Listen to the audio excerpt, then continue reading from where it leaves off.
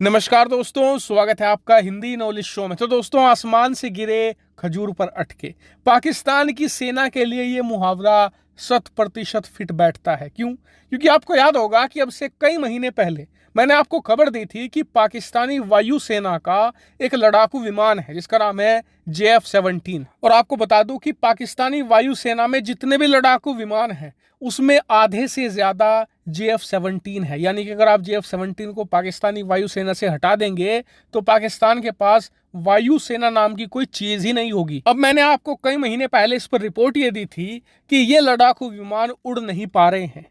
ज्यादातर JF-17 grounded हो चुके हैं, उड़ने की स्थिति में है ही नहीं। क्यों? क्योंकि बहुत ही ज्यादा कमियां हैं इसमें, और कमी ऐसी है जिसे ठीक नहीं किया जा सकता। आप कहेंगे कि ऐसी कौन सी कमी हो गई? तो वो है इंजन रिलेटेड इश्यूज। इंजन में बहुत ज्यादा दिक्कत है, और दिक्कतें हो भी क्यों ना, क्योंकि इस लड़ाकू विमान को वैसे तो चीन ने बनाया है, लेकिन इसकी डिजाइन और इसमें इस्तेमाल होने वाली जो टेक्नोलॉजी है वो चीन ने रूस के मिग लड़ाकू विमानों से चुराकर बनाई है।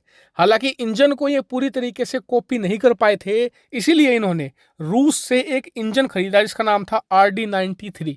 ये इंजन रूस खुद इस्तेमाल नहीं करता। क्यों? क्योंकि इसकी परफॉर्मेंस बहुत ही ज्यादा घटिया थी, लेकिन यह बहुत ही सस्ता है, इसीलिए चीन ने रूस से ये इंजन खरीदकर इस J-17 में फिट किया और ये पहुंचा दिया पाकिस्तान। और इसीलिए जब से पाकिस्तान ने JF-17 खरीदे हैं तब से इनमें दिक्कतें आ ही रही हैं। अब इन्हीं दिक्कतों को सोल्व करने के लिए, खास करके बालाकोट की एयर स्ट्राइक के बाद, पाकिस्तान ने रूस से संपर्क किया था कि आप हमें अच्छे इंजन सप्लाई कर दीजिए। इसके अलावा जो इंजन लगे हुए हैं इसमें ये RD-93, इनकी मेंटेनेंस के लिए और सर्विस के लिए भी हमारी सहायता कीजिए। अब यह भी खबर आई थी कि पिछले साल दिसंबर के महीने में रूस तैयार हो गया है पाकिस्तान की मदद करने के लिए और इन इंजनों को ठीक करने के लिए। लेकिन अब पाकिस्तान को एक बहुत बड़ा करारा झटका मिला है। दरअसल आप स्क्रीन पर देखिए, खबर ये आई है कि रूस की उन सभी कंपनियों पर जो इस इंजन को बनाने में इन्वॉल्व थी, उन सभी पर बैन लग चुका है, प्रतिबंध लग चुके हैं, जिस वजह से वो कंपनियां अब पाकिस्तान के लड़ाकू विमानों को ठीक नहीं कर सकती, ना ही वो मेंटेनेंस के लिए पाकिस्तान आ सकती है। क्योंकि अगर ऐसा हुआ तो फिर पाकिस्तान पर भी प्रतिबंध लागू हो जाएंगे। और उससे भी बड़ी मुसीबत पाकिस्तान के सामने ये है कि जो कुछ बचे कुचे JF-17 थे जो अभी तक ठीक ठाक चल रहे थे, उनमें भी दिक्कतें आने लगी है ब्लैक स्मोक की। मतलब वो उड़ान भरते वक्त काला धुआं छोड़ते हैं। जी हाँ, ऐसे ही जैसे कि हमारे आसपास बहुत सारी मोटरसाइकिल्स होती है ना, जिनकी सर्विस नहीं होती, वो काला धुआं छोड़ने लगती है।